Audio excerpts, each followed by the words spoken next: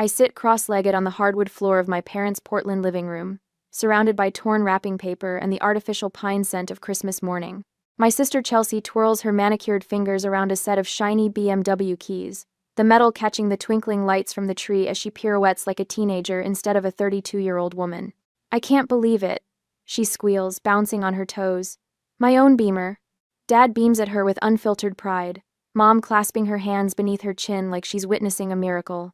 The car sits in the driveway, a glossy white testament to parental devotion, complete with an enormous red bow that probably cost more than what they spent on my entire Christmas. Meanwhile, I stare at the object in my lap, a plastic piggy bank, shaped like a cartoon character from a children's show I outgrew 25 years ago. The price tag they forgot to remove reads $1.99. "Open it," Mom urges, gesturing toward the small rubber stopper on the bottom. My fingers feel numb as I comply. 2 crisp $1 bills flutter out. "It's the start of your future home fund, honey," Dad announces with a dismissive wave. "You're always so responsible with money, not like some people."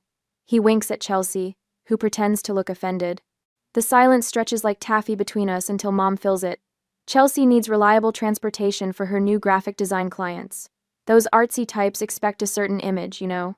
Chelsea drops onto the couch beside me, her expensive perfume clouding my senses. "Don't worry, sis. I'll drive you around whenever you need." She pats my knee with patronizing gentleness. "Your little Toyota must be on its last legs by now. The Toyota that carried me through 7 hours of mountain passes yesterday. The Toyota I paid off myself 3 years ago. The Toyota that's more reliable than any relationship in this room." I can't breathe. 34 years of moments just like this one crystallize in my mind with perfect clarity. This isn't an anomaly, it's the pattern of my entire life. Just this morning, I had carefully wrapped their gifts, a leather briefcase for Dad, that cost 2 weeks' salary, the silver bracelet Mom had admired in a Seattle boutique window, the professional camera lens Chelsea had casually mentioned wanting, all purchased by setting aside a little from each paycheck for months. I'd rehearsed my announcement during the entire drive down from Seattle. Senior structural engineer. The promotion I'd earned through nights and weekends of extra work, designing buildings that would stand for generations. I'd imagined their faces lighting up with pride, finally seeing me as something more than Chelsea's responsible older sister. Maybe this Christmas will finally be different, I'd whispered to myself at each rest stop, at each gas station, at each mile marker. My hands tremble as I place the piggy bank on the coffee table. The plastic makes a hollow sound against the glass. "Excuse me," I manage, my voice sounding like it belongs to someone else. "Bathroom." I don't run up the familiar stairs, past the wall of family photos where Chelsea's face dominates every frame. The bathroom door closes behind me with a soft click before I twist the lock. My reflection stares back at me, eyes too dry, face too composed.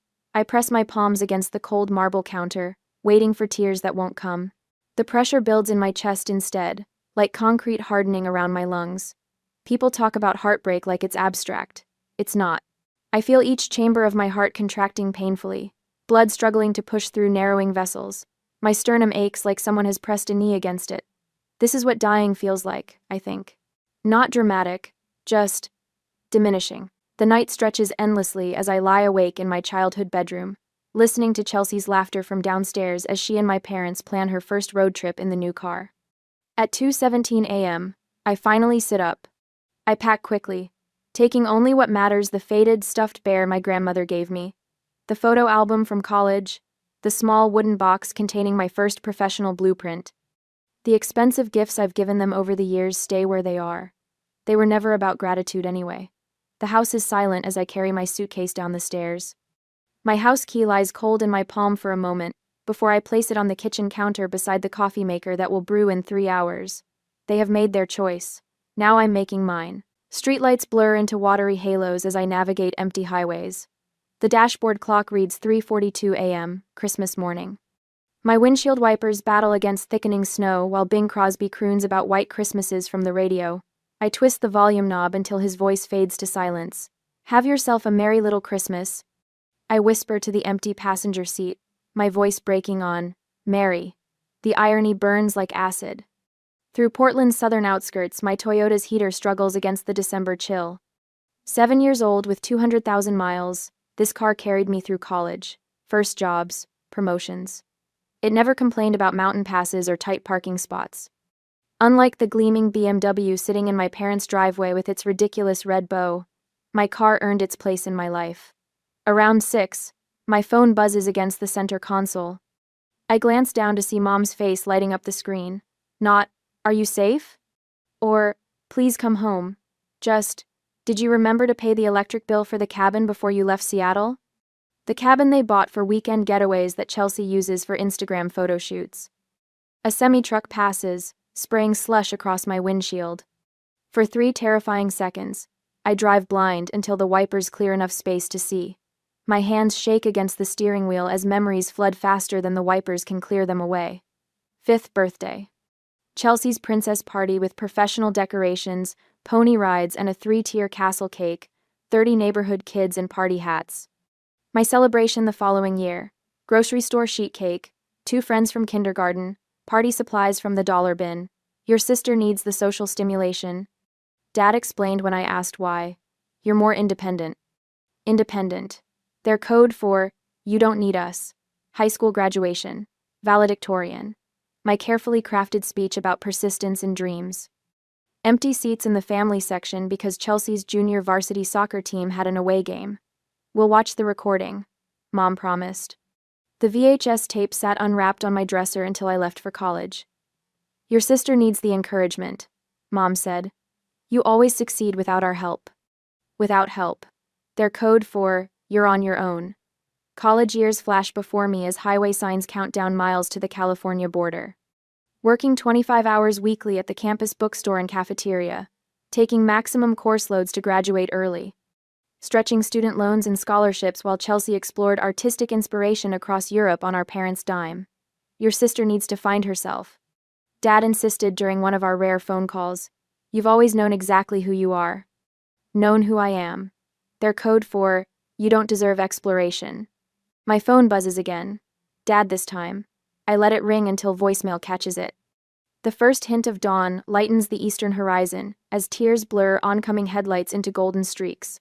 I pull onto the shoulder, hazards blinking, and press my forehead against the steering wheel. The patterns crystallize with sudden clarity. Dad controlling the money, withholding from me while bankrolling Chelsea's every whim. Mom manipulating emotions, making me feel selfish for wanting even scraps of attention. The perfect system. One parent handling financial favoritism, the other maintaining emotional control. My phone rings again. Not family this time. Monica Perez, my college roommate turned lifelong friend. Where are you? Her voice, warm and worried, fills the car through Bluetooth. Somewhere in southern Oregon. My voice sounds hollow, unrecognizable. Heading south. To where? I don't know. The line goes quiet for a moment. Then, come to San Francisco. Stay with me. Family doesn't treat family like this. Monica knows. She witnessed the evidence firsthand during college. The packages that arrived for me containing practical necessities while Chelsea received designer clothes. The holiday breaks when I stayed in dorms because flying home was too expensive the same years my parents took Chelsea to Aspen and Maui. I can't impose. Stop. Monica's voice turns firm. You've spent your whole life being the helper. Let someone help you for once. The words crack something open inside me. Help. Such a simple concept, yet foreign to my experience.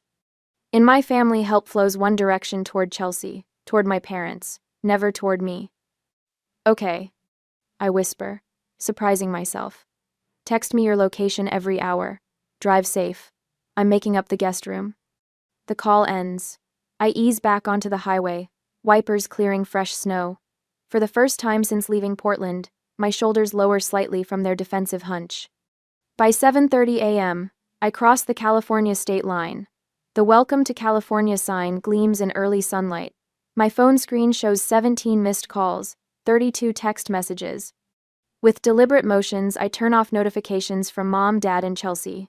The silence feels weightier than any accusation. My stomach growls, reminding me I haven't eaten since yesterday's Christmas Eve dinner. A small roadside diner appears ahead, its neon open sign a beacon in the morning light. I pull into the nearly empty parking lot. Inside, the warmth envelops me like an embrace, coffee-scented air, and the sizzle of breakfast on a distant grill. An older waitress with silver-streaked hair approaches with a coffee pot. "Rough night?" she asks, filling a mug without waiting for my answer. Her name tag reads, Gloria. "Rough life," I mutter, then feel immediately embarrassed by the melodrama. Gloria doesn't flinch. "Honey, I've been serving coffee for 40 years.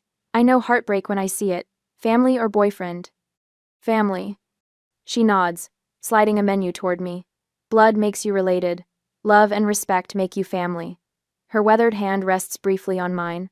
"The special's good today. Comes with extra bacon." I order the special and wrap my hands around the coffee mug. Gloria's words echo as I watch snowflakes dissolve against the window glass. Blood makes you related. Love and respect make you family. For 34 years, I've been related to the Collins family. Perhaps it's time to find out what being part of a real family feels like. 3 weeks later, I am with my friend in San Francisco. My phone vibrates against the nightstand for the 13th time this morning. Dad's number. Again. I count to 10 before silencing it, adding his call to the growing cemetery of voicemails I refuse to resurrect. The first week, their messages held confusion. The second, concern. Now, in week 3, they've evolved into something darker: manipulation wrapped in parental authority. Iris Elizabeth Collins. Dad's latest voicemail thunders through the speaker when I finally check.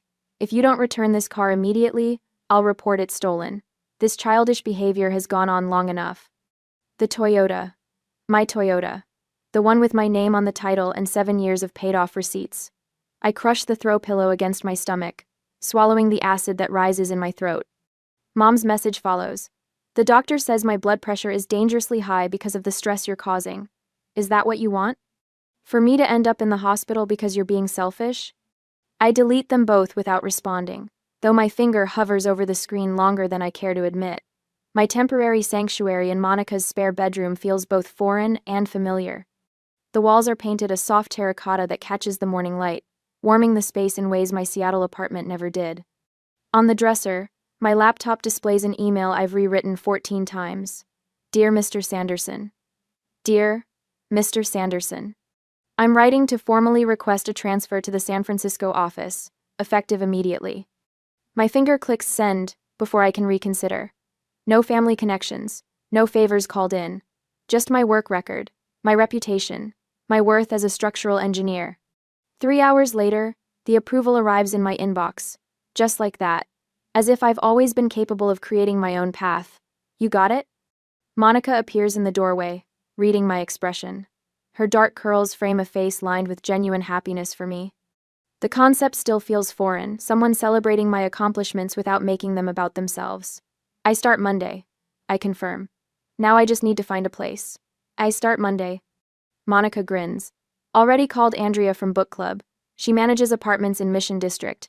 Rent control, safe building, 20-minute walk to your new office." "You didn't have to." "I wanted to."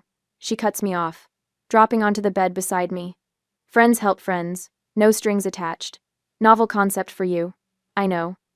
The words hit their mark. No strings, no obligations, no scorekeeping. The tears I've been holding back for 3 weeks threaten to break through.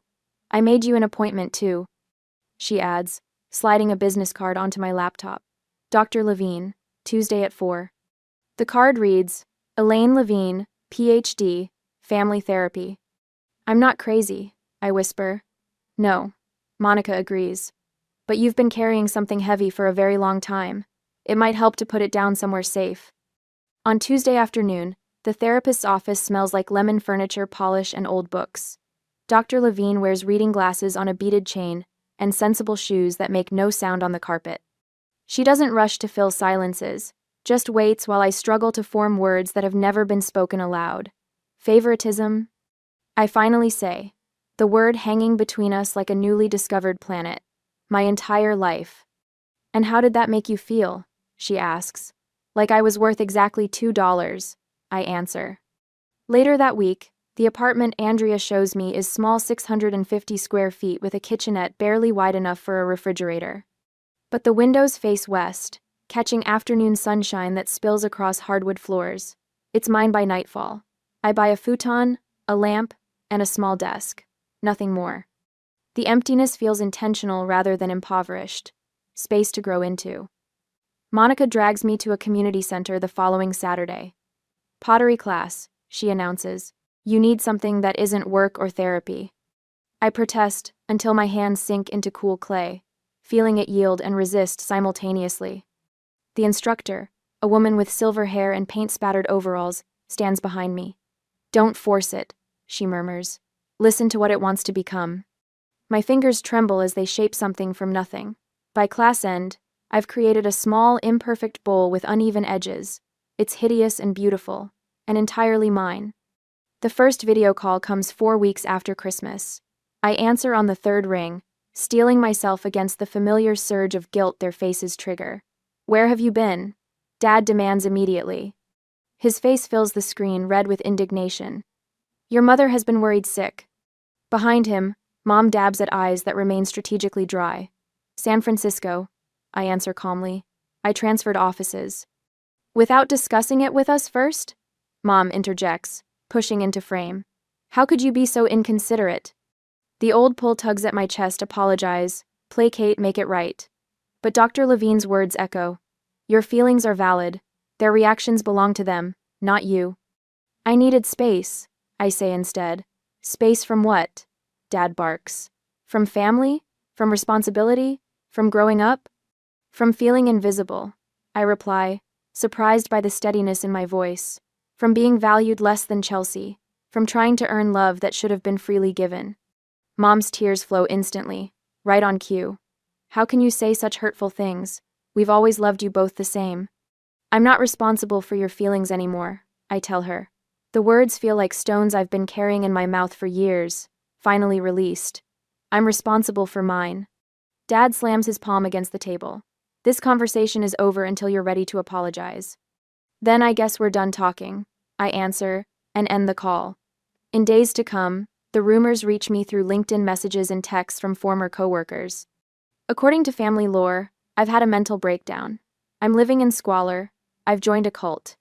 Chelsea's Instagram shows her looking concerned in tastefully filtered photos, captioned with vague references to family heartbreak and praying for those struggling with mental health. My new coworkers know nothing of this narrative. They see only my work, the precision of my calculations, the innovation in my designs. When Chelsea shows up unannounced at the office reception 10 days later, Monica happens to be dropping off lunch. She's in a meeting.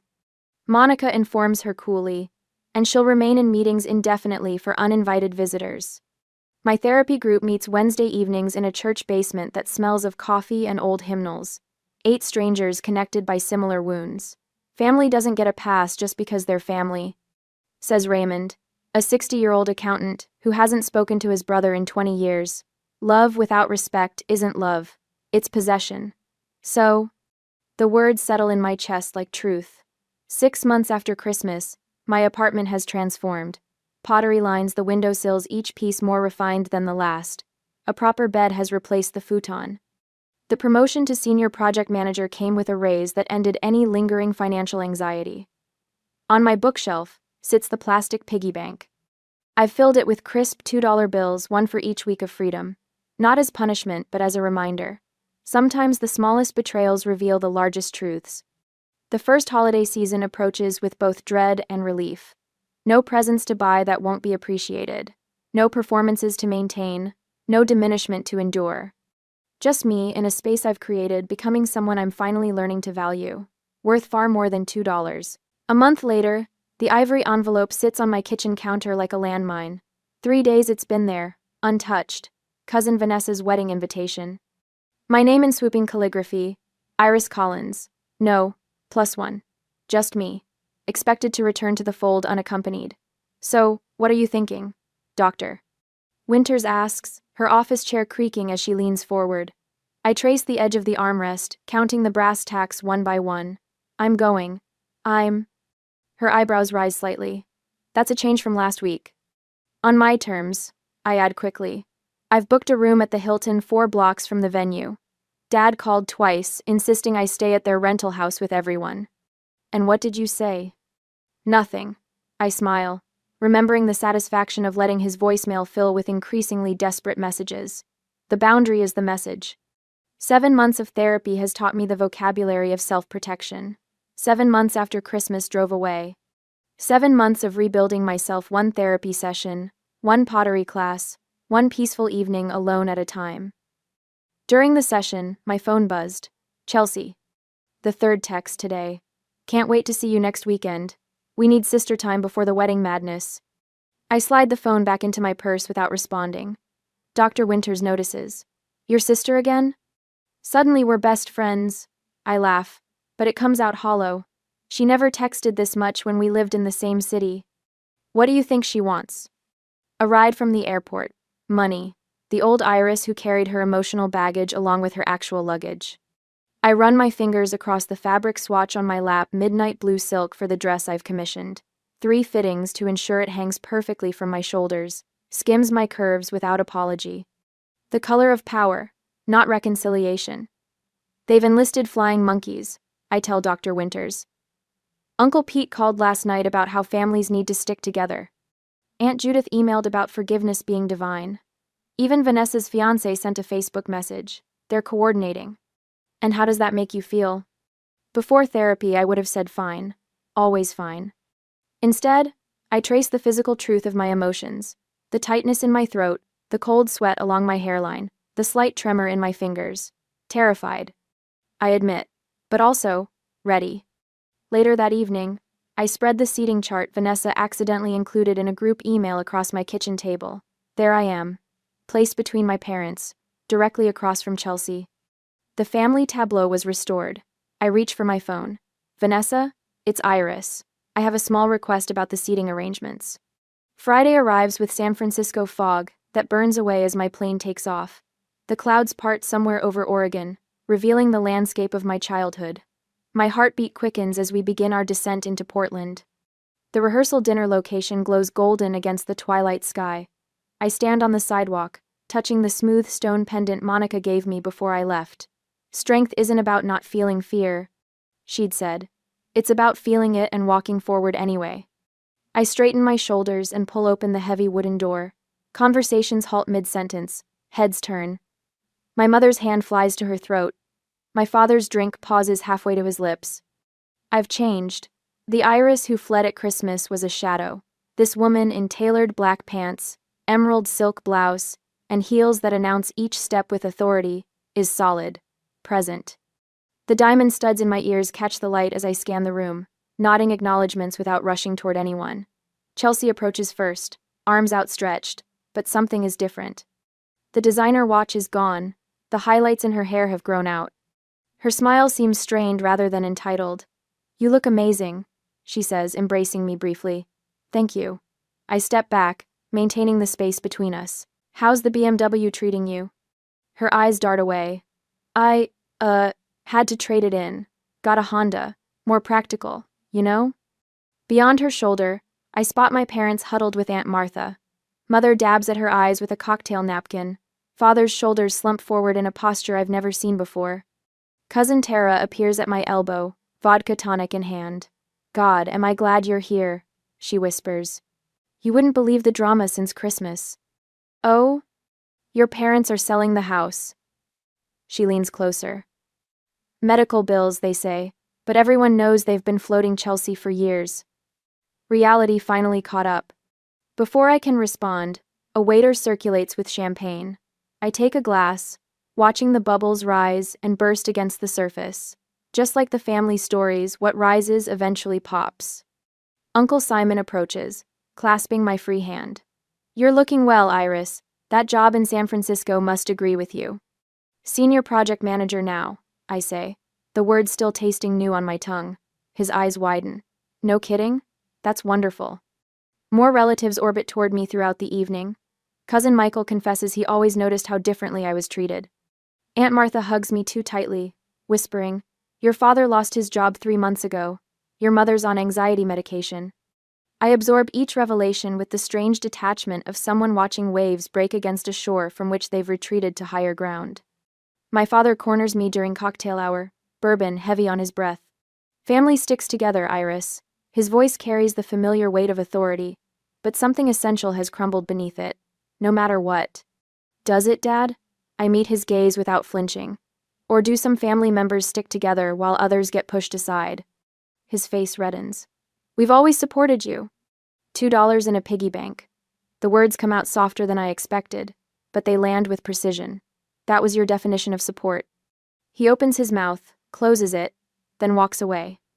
In the ladies' room, my mother appears beside me at the sink, eyes swimming with tears. We miss you so much, she says, reaching for my hand. I continue washing my hands, the soap slippery between my fingers. I miss who I thought you were too. Back in the main room, Chelsea pulls me onto the terrace. The evening air carries the scent of roses from the garden below. The BMW got repossessed, she blurts out. I'm drowning in debt. Design clients dried up. Dad can't help anymore. Her voice cracks. I don't know how to do this, Iris. I never learned how to stand on my own. The confession hangs between us. 7 months ago, I would have immediately offered solutions, money, and a place to stay. The old Iris would have added this burden to her collection. Instead, I place my hand gently on her arm. That sounds really hard, Chelsea. I feel compassion without responsibility, a distinction that took months of therapy to learn. I'm sorry you're going through that. Her eyes widened slightly at my response, compassion without rescue. I can help you make a budget, I offer. But I can't fix this for you. Over her shoulder, I see Vanessa in her pre-wedding glow, surrounded by bridesmaids. Tomorrow will bring its own challenges. But tonight, standing on this terrace with the weight of family expectations sliding off my shoulders like water, I realize I'm no longer afraid. I am the woman who walked away from a lifetime of diminishment, who built a life from the foundation up. Whatever comes next, I'll face it standing firmly on the ground of my own making. The next day, I stand in the bridal suite of the Magnolia Gardens, watching as my cousin Vanessa transforms from nervous bride to radiant woman. The morning sun pours through tall windows, casting everything in a gentle golden light that feels at odds with the storm brewing in my chest. Iris, your parents are looking for you. Aunt Martha whispers, her fingers gentle on my forearm. They're in the library, said it's important. I knew this moment was coming. 7 months since I walked out of their Portland home, leaving nothing but a note and a lifetime of resentment behind. Thanks, Martha. My voice sounds calmer than I feel. I'll find them after I help Vanessa with her veil. Martha's eyes soften. They mentioned something about a family emergency before the ceremony. Of course they did. The library door feels heavier than physics should allow as I push it open 30 minutes later. Mom sits ramrod straight in a high-backed chair, tissues already clutched in her hand. Dad paces by the fireplace, his movements sharp and contained. Chelsea stands by the window, wearing a dress that costs more than my first month's rent in San Francisco, though the repossessed BMW is nowhere to be seen. Iris, thank God. Mom rises, arms outstretched. We need to talk as a family. I remain in the doorway. The ceremony starts in 40 minutes. Sit down, Iris. Dad gestures to the empty chair positioned to face all three of them. A staged intervention. This can't wait any longer. I close the door behind me but don't move toward the chair. I'm listening. Chelsea steps forward. Iris, this has gone far enough. Dad lost his job 3 months ago. The company downsized. Dad interjects quickly. Budget cuts. Mom's been seeing a therapist for depression, Chelsea continues. This all started when you left at Christmas. Mom dabs at dry eyes. We're selling the house. The perfect trifecta. Financial crisis, health concerns, and guilt wrapped in one neat package. 7 months ago, I would have crumpled under the weight of their expectations, apologized for something that wasn't my fault, and offered to help. Today, I walk to the indicated chair, set my purse beside it, and sit with my spine straight. I'm sorry to hear about your job, Dad. And Mom, I'm glad you're getting help. Their faces register confusion at my calm response. Didn't you hear what we said? Chelsea's voice rises. They're selling the house because of you. No, they're selling the house because of choices they made long before I left. I remove a leather-bound photo album from my purse. I brought something to show you. Mom frowns. We don't have time for... You called this meeting. I open the album across my lap. So we have time. The first page shows 2 birthday parties side by side. Chelsea's elaborate princess theme, with hired entertainers, and my party the same year with a grocery store cake at the kitchen table. Remember these? I flip through pages of Christmas mornings, graduations, and family vacations where the pattern of favoritism is unmistakable. I spent months compiling evidence of what I always felt but couldn't prove. Dad's face flushes. This is ridiculous. We always treated you girls equally. I pull out a folder of bank statements. My student loans, $67,000 that I'm still paying. Chelsea's education, fully funded, including her year in Europe for art inspiration. Chelsea shifts uncomfortably. That's not fair. You chose engineering. That was your decision. It was my passion, I corrected her. Just like art was yours. The difference is, my passion wasn't considered worth investing in. Mom rises, hands trembling. We didn't have the money when you went to college. Things were different by the time Chelsea. I learned everything about your financial records years ago, Mom. I cut her off. Dad's promotion came when I was 16. The inheritance from Grandma arrived before my freshman year. You had the money. You chose not to spend it on me. The room grows uncomfortably quiet as I lay out birthday cards spanning 30 years. The messages to Chelsea overflow with effusive love. Mine contain practical advice and reminders to work hard. We always knew you'd be fine. Dad finally says, his defensiveness cracking. You were always so capable. There it is. The truth behind decades of disparity. Being capable doesn't mean I deserved less love. My voice remains steady even as heat builds behind my eyes. Being responsible didn't mean I should carry everyone else's burdens. Mom collapses into genuine, not manipulative tears. We never meant to hurt you. Intent doesn't erase impact. I reach into my purse one final time. The plastic piggy bank makes a hollow sound as I place it on the coffee table between us. Dad stares at it. What is this nonsense? I remove the rubber stopper. Dozens of crisp $2 bills spill out, unusual currency that catches the eye. I've saved a $2 bill for every week since Christmas. I explain. This isn't about money. It's about what you thought I was worth. Chelsea picks up one of the bills, turning it over in her manicured fingers. I never realized how it looked from your side. Her voice lacks its usual defensive edge. They never taught me to stand on my own. Outside the library, relatives pass by, their voices floating through the heavy door. In minutes, they'll gather to celebrate love and commitment, while our family confronts decades of its absence. I don't want apologies. I say, standing. I want change. I'll consider reconciliation under 2 conditions: family therapy and respect for my boundaries. Dad opens his mouth to argue, but Mom places her hand on his arm. We'll do it, she says, surprising us all. Whatever it takes. I gather my evidence and the piggy bank but leave its contents on the table. That's yours to keep. A reminder of what happens when you value one child over another. Walking toward the door, I pause with my hand on the knob. I need to take my seat for the ceremony. My friend Monica is saving me a place. As I step into the hallway, my back straight and heart lighter than it's been in months, I hear Chelsea whisper to our parents, "She's different now." She's right. The woman who left that Christmas morning carrying nothing but grief and resolution is gone.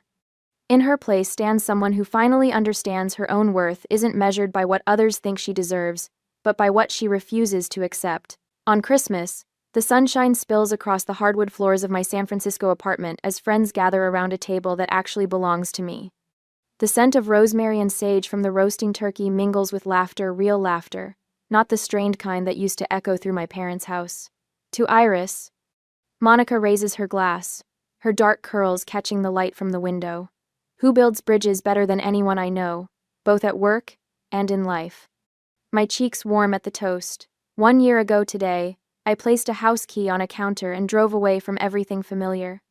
Now I stand in an apartment filled with people who choose to be here, surrounded by pottery pieces I created with my own hands. And to Senior Project Manager Collins, adds Elliot, his fingers brushing mine under the table. His touch still sends electricity through me, not the lightning strike of infatuation, but the steady current of something building toward permanence. Whose team finished the Richardson Tower project 2 weeks ahead of schedule? Elliot understands deadlines and structural integrity, an environmental engineer who values sustainability in buildings and relationships alike. When he first asked me to coffee 6 months ago, I almost declined. Old habits of self-sacrifice die hard. My therapist, Dr. Winters, called it progress when I said yes. The kitchen timer chimes, saving me from having to acknowledge their praise. Some changes take longer than others. Need help? Asks Elliot, following me into the kitchen. I've got it. The words slip out automatically. Then I catch myself, remembering Dr. Winter's gentle challenge. Accepting help doesn't diminish your strength. Actually, could you carve the turkey? I never learned how. My phone vibrates with a video call from Chelsea. Monthly calls a boundary we established after the wedding confrontation. I answer while Elliot handles the carving. "Merry Christmas," Chelsea says, her face filling the screen. Her apartment visible behind her looks smaller than mine. No designer furniture, no luxury car parked outside. Working 2 jobs has given her a new perspective on money, along with the shadows under her eyes. "You look happy," she says, voice softer than it used to be. "Your place looks beautiful." It feels like home. I angle the camera to show my pottery studio in the spare bedroom, once formless clay now shaped into bowls and vases that line the shelves. "How are Mom and Dad?" "Dad's 90 days sober today. He wanted me to tell you." She adjusts the camera to reveal our father sitting in a modest apartment living room, looking smaller somehow. "The AA meetings are helping. He's different when he's not drinking." I nod, not ready to fully process that revelation. "And Mom?" "Still volunteering at the community center. She wanted to come to the call but had an emergency food drive." Chelsea pauses. "They ask about you. Not in the old way, though." We talked for a few more minutes before saying goodbye. The wall clock shows it's time for dinner. Around my table, conversation flows between Monica, Elliot, and friends from my engineering firm and pottery class. No one mentions the piggy bank displayed on my mantle, now filled with dollar bills representing lessons rather than resentment. After dessert, Chelsea texts a photo of a handmade clay ornament, clearly her first attempt at pottery. "Not pretty, but made with love. Mailing it tomorrow." Then another message arrives from my mother. "Found this in the attic while downsizing. It always belonged to you." The attachment shows my childhood dollhouse, the one thing I truly loved growing up. The deed transfer paperwork sits below it, officially making it mine. Later, when everyone has gone and Elliot helps with the last dishes, I step onto my balcony. San Francisco Bay stretches before me, lights from the bridges reflecting on dark water. Buildings I helped design stand in silhouette against the night sky. "Worth isn't something you earn through usefulness," I whisper to the city lights. "It's something you claim by knowing what you will and won't accept." Elliot joins me, wrapping a blanket around my shoulders against the December chill. "Deep thoughts?" "Just grateful," I answered, leaning into his warmth. "Sometimes the greatest gift is realizing what you won't accept anymore." The piggy bank sits visible through the window, no longer a symbol of what I lacked, but what I found the courage to value myself first.